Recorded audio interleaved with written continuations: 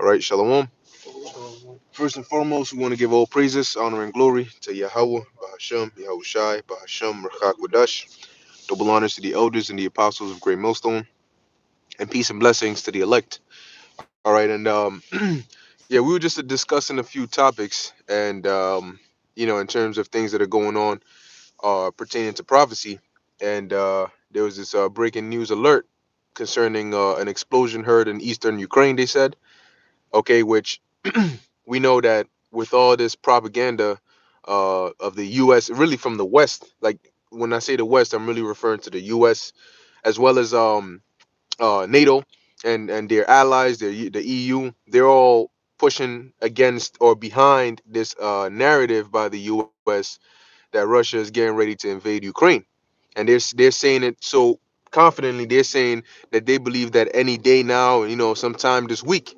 So, and I was mentioning to you brothers that I read an article a while back saying that the U.S. and Ukraine were gonna set up some false, pretense to blame it on Russia, so they can have an excuse to pin Russia as the boogeyman. But as a matter of fact, Babak Shah, get me Ezekiel 39, and there's a part in there that talks about uh an evil thought shall come into Yeah. thy mind. You got something?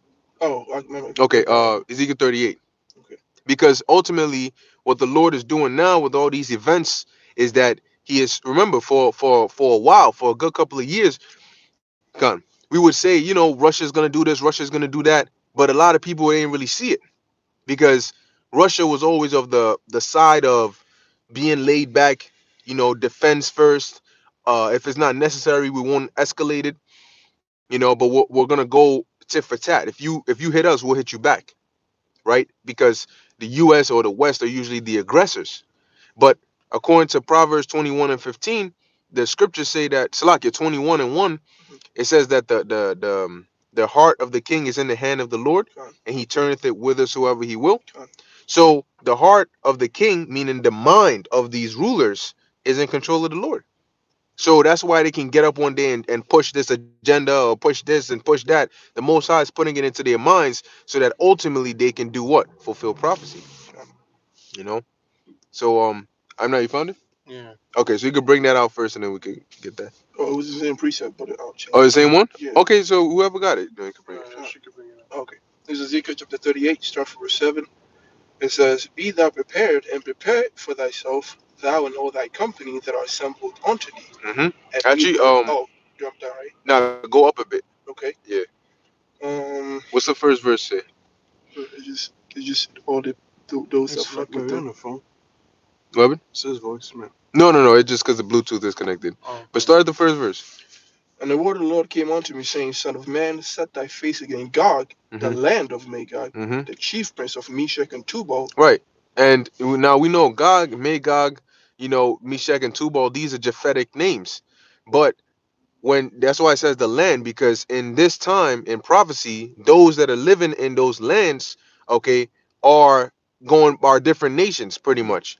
Okay, just like if you were to talk about Israel, well, those that are in that land right now are not the actual inhabitants, the actual Israelites. Right. See, so you can have Edomites that are living in the lands that would have been considered the lands of Gog, Magog, but are not actual Japhites. Mm, Okay, so like when they say Americans, for those not Israelites or the northern kingdoms that's here, but it's hmm talking about. Yeah. exactly. Khan. So that's referring to modern day Russia. Okay. So it says, set thy face against them to prophesy as to what's going to happen concerning them. Hmm. Now we know we always talk about Russia, and some people may think that we are like we're on the side of Russia. We're not on the side of Russia. We're on the side of prophecy. That's right. But we know that we know what is required in order for these prophecies to be fulfilled. That Hmm. clash needs to happen, Right. you know. And between two clashes, of course, we want to see America get obliterated. Hmm. Okay, but nevertheless, Russians are going in captivity anyway. It says prophesy against him. There you go. Right. You got it. And say, Thus saith the Lord, Behold, I am against thee, O Gog, the chief prince of Meshach and Tubal. Yeah, the Lord said I'm against thee. Mhm. Okay, go ahead. And I will turn thee back and put hooks in thy jaws. So what does it mean? I would turn thee back. and put hooks into thy jaws, right? That's like if you're dealing with catching fish, and you have the line or the fishing rod with the hook at the end of it. And once the fish takes the bait, he may see a worm, and he may think that he's going to take the worm, but he doesn't realize that once he grabs onto that, he bites and the hook Right. gets into his jaw. Right. And so when you reel him in, he may grab it and go this way, and then you may feel the pull, and so you hold it firm, and then you reel him in, right? And so you turn him back from whatever direction he was going in. So what the Lord is going to do is He's going to turn back these Russians to what they were like before. And what do we know Russia as before? The Soviet Union. And they weren't playing no games at that time, That's right. like they are now when they calm down. Before they were like the angry bear. Hmm. Now they're like the hibernating bear. But now it's starting to get. That's what he's saying. I'm gonna turn you back. I'm gonna poke you. I'm gonna provoke you. You got it. I think that's why the whole situation of Ukraine, Mm-hmm. it has sort of escalated to the point of what happened in the Cold War. Mm-hmm. So because the negotiations is the primary concern of Russia right now is that Ukraine be not allowed is that Ukraine should not allow to join NATO Mm-hmm. because they know that ultimately what happens is that the United States it will then give the United States permission to put missiles Right. into Ukraine, At the and border of that Russia. exactly, and that would mean missiles right at their border, and they Mm-hmm. can't have that. Mm-hmm. And Mm-hmm. that's exactly what the Cuban Missile Crisis was, Mm-hmm. you know. And the same when the United States formed NATO, they put missiles in there, and that's what prompted Russians to go into Cuba Mm-hmm. and put their missiles in there, Mm-hmm. and it became a whole thing where everything was so intense where when you go to school, they actually teach you how they actually taught you nuclear drills because Mm-hmm. of this kind of shit that Right. always popped off, Right. and you would think they will learn, but they won't learn. Mm-hmm. And why are they not? Why are they incapable of learning something so simple as this? That's because the Most High what Put into their mind. Yep. exactly. That's Yep. right. Con. That's a beautiful point. God. That's a beautiful point. Because Babylon is just they're like that annoying. It doesn't make sense. What business do you have? You wanna go to somebody's doorstep, but then you threaten them. We threaten them on everything they do. Mhm. And it goes to show you that there's no other nation on the earth that is moving with the energy, the pride, the pomp that Esau is moving with, which shows you this he's a devil. Mhm. And he's that's why it says that pride have deceived thee. Mhm. And he's going to be deceived because his deception is going to lead him to his destruction. That's right. You got it.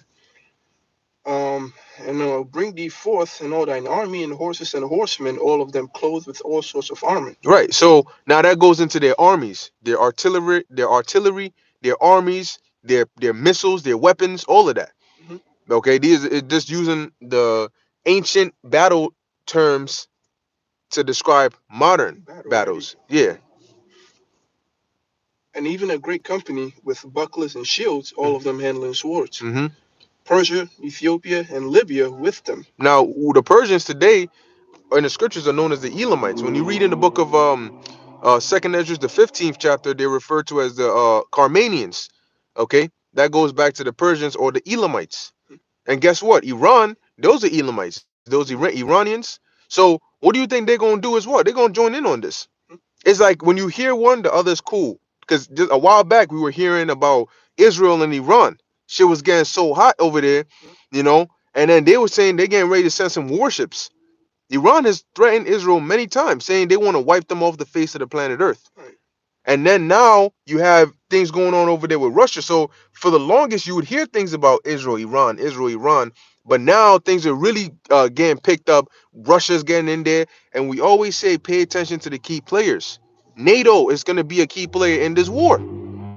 Okay? NATO is a part of the dragon. It's a part of the beast. NATO, the EU, the US, okay? And then on the other hand, you have Russia, but it's not going to be just Russia because little wars become big wars. Gomer and all his bands, Mm-hmm. and the house of Togarmah of the north quarters, Mm-hmm. and all his bands, and many people with thee. Yep, and I believe that's around where Turkey is at. Okay, modern day Turkey. So now you may say, well, but Turkey is not. But according to prophecy, something is going to happen that's going to lead them to be on the. Russia's going to be a guard onto them. That's right. All right, it's the African nations, the Elamites, Mm-hmm. okay, the Iranians. China's gonna be on their side.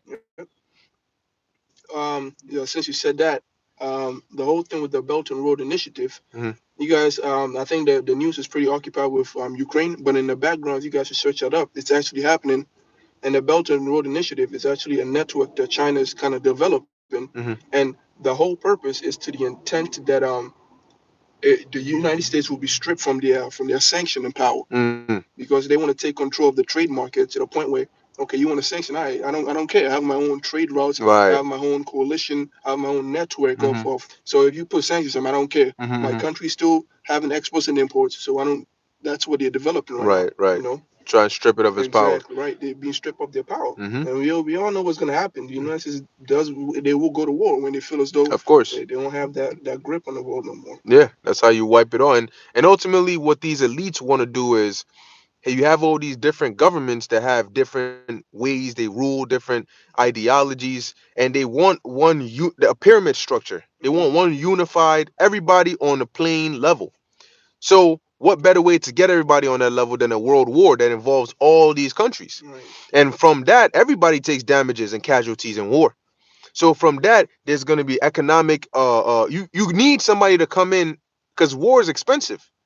So after the war, everybody got losses, especially financially. So people are going to be financially crippled. Parts of the world are going to be destroyed, and these elites think in their minds that they're going to rebuild from the ashes. Okay. As a matter of fact, real quick, can you get Malachi 1 and the third chapter? Whoa, Malachi the first chapter and the third verse, because that's Esau's attitude.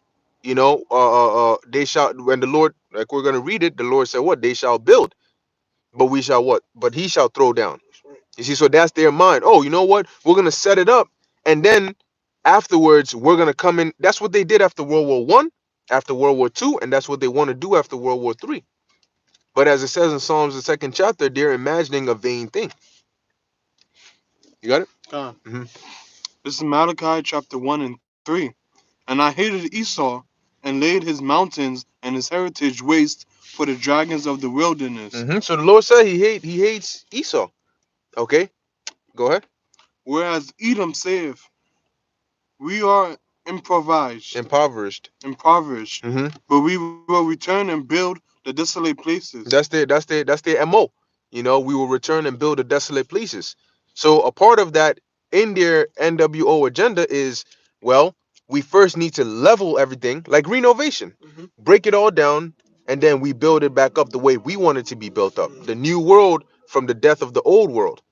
But what they fail to realize is they are the end of the world. But it doesn't say Esau is the beginning of it that followeth. Edomite rulership part two. No, it says Jacob is the beginning of it that followeth.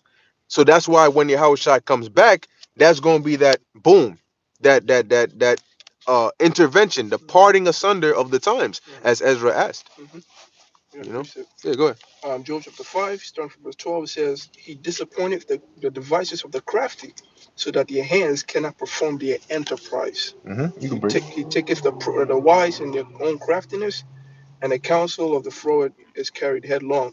So basically, just like the brother touched it, the Most High, he has he's very, very skilled and disappointing the wicked. Like you think you have a plan, you think you have you set up a foolproof plan. Mm-hmm. The Most High he's very good at disappointing you, like turning shit around. You know. Yeah, God, yeah. That story about that rich man who was gathering things into his barn, Yeah. talking about I have enough for my life now. And the Lord said, "Thou fool, this night will I require your life." Mm, So there you go. You're now what? You did all that work, accomplished all of that, yep. and you can't. That's like you spend 4 hours in the kitchen making this superb ass meal, and then I don't know, you drop dead before you even get the first bite.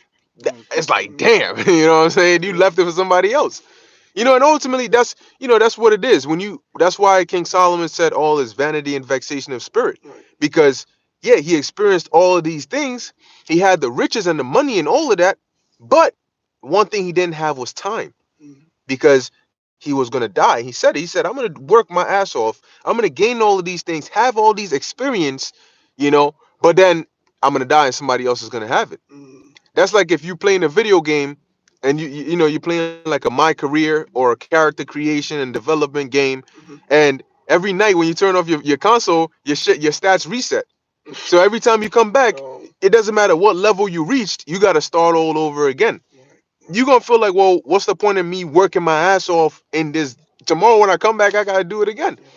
So he said everything is all is vanity and vexation of spirit, because when you look at the ways of this world and the things people do, there is no solid end goal. Right. It's all gonna what? It's all gonna pass away, except for this truth. And that's why this knowledge, wisdom, and understanding that we have is everything. You can have this and nothing else, and you will still have everything. Because everything that's not of this truth is not eternal. What is of this truth is what's eternal. So this is always gonna be there. It's always gonna outlast everything. And that's why we cherish what we got. We cherish this knowledge, wisdom, and understanding. Corruptible crown. Exactly. Because everything going on in the world right now, we know what's going on. People are afraid. People don't. They're like, well, they're confused. They're saying, wait, so no more requirements, no more masks, no more this. But then there's things going on with Russia, and inflation is going up and food prices. So what's gonna happen? They don't know, but we know exactly what's gonna happen. You see? Oh, you back in Ezekiel? Yeah. Okay. You want to get something else? No. We keep going. All right. Be thou prepared, and prepare for thyself, thou and all thy company that are assembled unto thee, and be thou a guard unto them. And there's the part right there. Be thou a guard unto them. Okay? Be thou a guard unto them. So the U.S. they got to be careful, because if Israel does some shit to provoke Iran, U.S. they're automatically gonna get dragged into it because of Israel. So that's why they playing that kind of cool game. Israel really wants to go at it, but the U.S. got to be smart, because they say, well, look, if you do something to Iran, that's not just Iran we got to deal with. We got to deal with Russia. We got to deal with that's the problem right there. And they know that eventually they're gonna have to deal with Russia. So that is why they're setting all this up right now, to set that coalition, to say, look, these guys are the boogeymen. They're the this, they're the that. Paint that into people's minds already. So if ever a conflict breaks out between us, you should know what side to join. That's what they always do. But people are waking up. People around the world, I should say, are waking up to the U.S.'s shit. Except for the dumbasses that are in here. Now, real quick, what you got? Oh, no, I still have That's Malachi. All right, actually, let's get Do you have your apocrypha? Oh, phone. I have one. Yeah, second Ezra is the 13th chapter. There's a part in here that talks about war, one nation against the other, one realm against the other. Okay, let's see. Just type in word search realm, and it'll pop up, because that's the times we're in.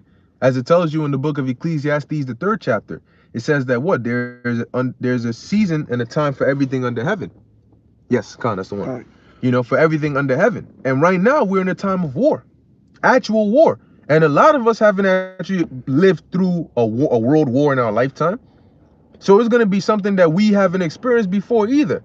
But we're going to have the comfort of hope, of knowing that, you know what? What's going on is scary, but then again, it's comforting at the same time. It's scary because we've never experienced it before, but it's comforting because we knew this was going to happen, and this is confirming to us everything else written to happen. Right. So we know that now we're not saying that next week they're going to shoot missiles and then the week after that we're going to be in the kingdom. No, it doesn't work that way. Everything has to play out in its time. What we are saying is, the more war talks we hear, the closer the MOTB is. That's right. And that shows you that the MOTB isn't going to be, like some 10-year thing. Here it is. We struggling for 10 years with in the hour of temptation. That's supposed to last for what, 10 years? No. Okay, because we know what's going to come after the MOTB, the nuclear destruction. And if there's tensions like this, then that means that war is coming close. It's soon. Second Ezra chapter 13 verse 31, it says, and one shall undertake to fight against another. Actually start at 29. 29, behold, the days come when the Most High shall begin to deliver them that are upon the earth. And he shall come to the astonishment of them that dwell on the earth. Yeah, because that's why it says that the day of the Lord is as a thief in the night. These people are going to be, they're going to be shocked. because they're not gonna know what's going on. They're just gonna see, number one, they're gonna see a giant chariot.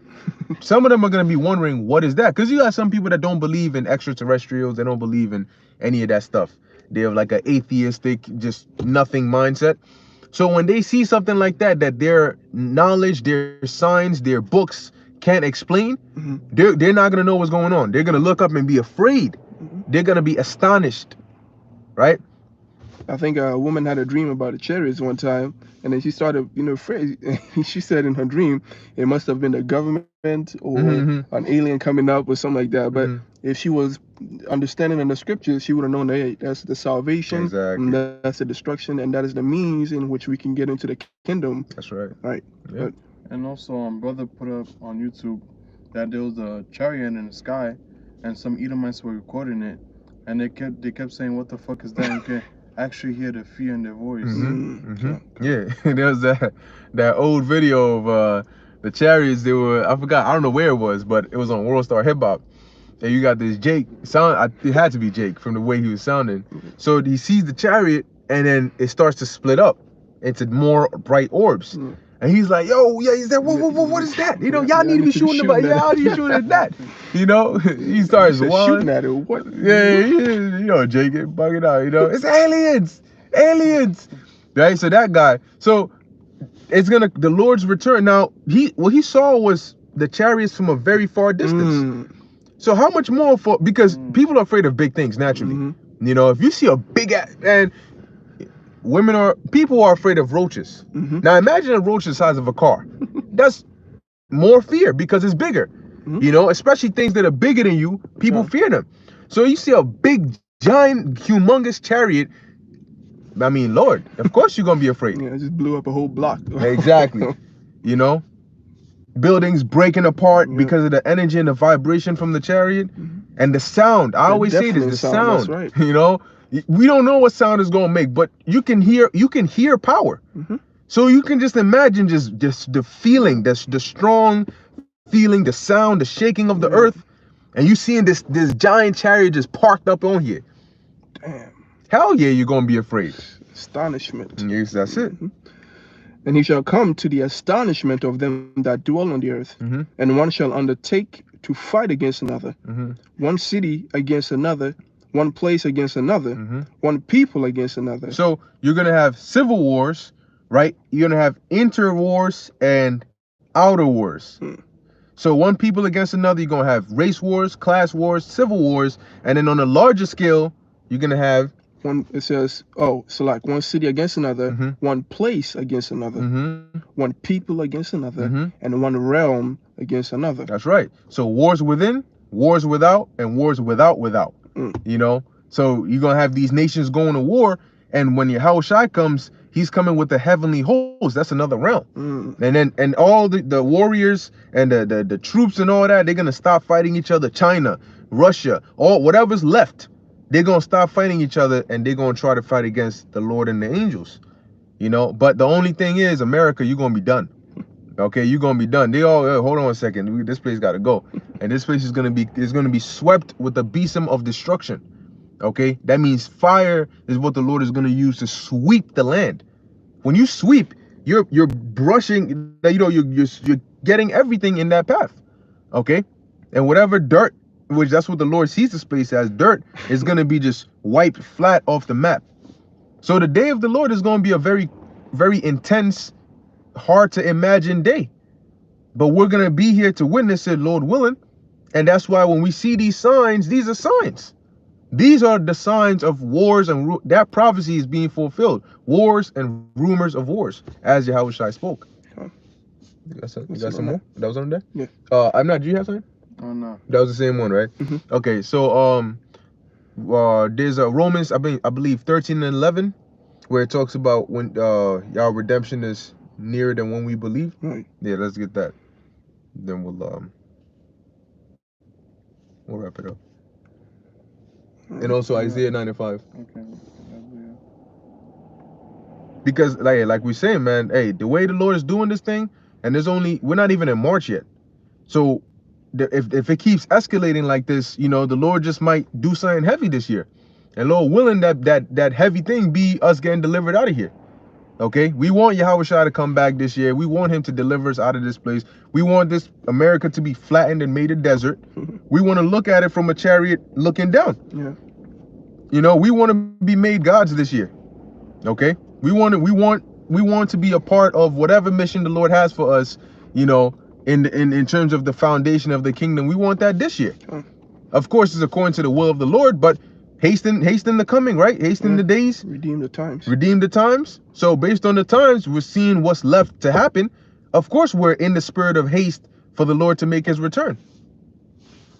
Romans chapter 13, verse 11. And that knowing the time, that now it is high time to wake out of sleep. It is high time. You know, now isn't like the alarm that you hit snooze on. No, now is the wake your ass up. You know, your alarm rings, you snooze. Your alarm rings, you snooze. Then it gets to the point where your mom got to come into the crib and wake your ass up. Like, yo, you know what I'm saying? Like, shut that alarm off and wake your ass up. You about to be late.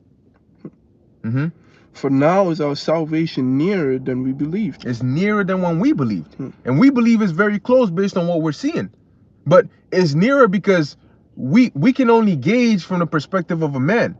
Like, all right, this is happening, this could be, but we don't know that if, you know, the Lord says, I'm gonna bring this out in the next month. I'm gonna have all this happen in the next month so that the month after that, this can happen and this can happen and then this can happen. You know, you may think, oh, maybe 2 months, maybe, but then the Lord is, so the speed in which the Lord fulfills prophecy is really up to him. Okay. But the scriptures say that our salvation is nearer. Look, see, your notification just said Russia's trying to set up a false justification. I didn't see the rest of it, but that's that what wars and rumors of wars. So we're literally witnessing the fulfillment of prophecy, and the blessing of knowing the truth is you can identify when these prophecies are being fulfilled. So you're always in the loop. That's right. You know, that's the benefit of being a part of the circle.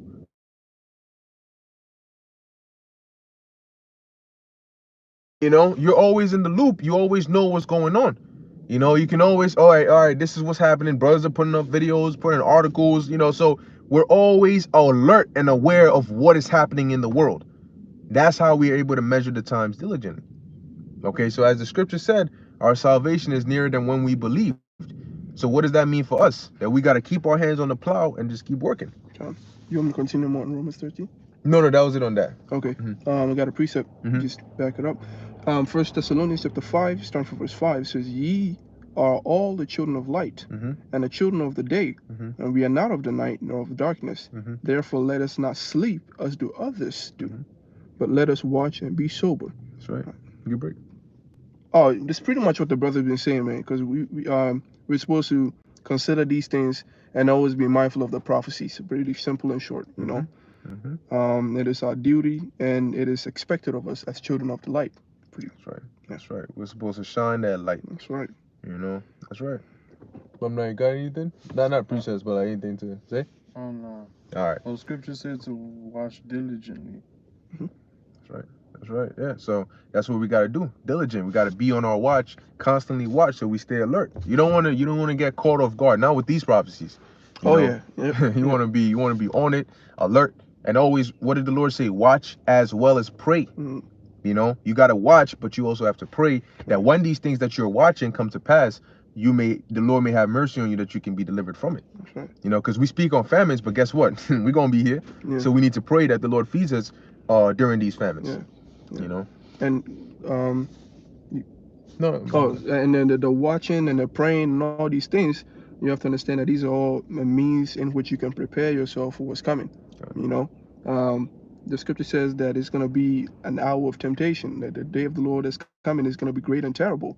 And it's going to be something that will test your faith. It's going to test your endurance in the spirit. So you watching as well as praying, considering these things, is sort of like preparing for a test. You know, it's sort of like a warrior that trains for a battlefield. Right. You know, or an Olympics who trains his body so that he may be able to win what's coming. And that's what you would do in the spirit. So it's not just as simple as saying, you know, watch the news or just make connections. No, we're just trying to tell you to be mindful of spiritual things, you know, and be firm in the spirit. It's pretty much it. That's right. That's right. Beautiful point. Yeah, it said that Biden says he's fully convinced that Putin or Russia has decided to invade Ukraine. How do you know that?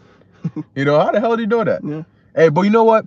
Like we spoke on it, we're gonna keep on watching and see what happens. That's right. You know, but the Lord is definitely, you know, moving this thing. And you know, March coming up, the Passover, and then you also have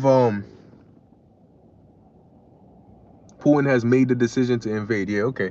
You also have, you know, the March, which goes back to that Mars, the Roman god of war.